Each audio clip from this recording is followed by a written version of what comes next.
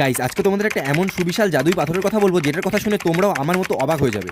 Hello everyone, তোমরা দেখছো Ajmer mini ব্লগের পার্ট 5। গাইস, সকাল সকাল খাজা গরিব নওয়াজের দরগায় চাদর চড়ানোর পর আমরা সকলে বেরিয়ে পড়ি তারাগড়ে ওঠার উদ্দেশ্যে।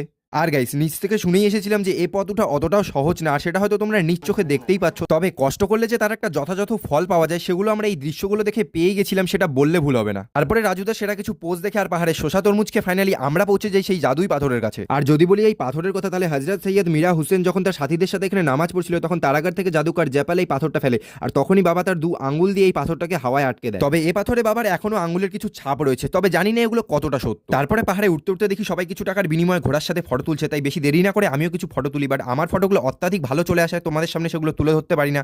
অবশেষে চলে আসি তারাগড়ে, আর এখান থেকে পুরো আজমির শহরটা আর তার সাথে আনা সাগরের এই সুন্দর দৃশ্য দেখা যাচ্ছিল। এরকমই আজমির সম্পর্কে অনেক বাস্তব গল্প রয়েছে, যেটা কিনা আমার এই ভিডিও লাইক করে তোমরা ইউটিউবে সার্চ করে দেখে নিবে। এই ব্লগটা এত অবধি, বাকি পরের ব্লগের জন্য চ্যানেলটা সাবস্ক্রাইব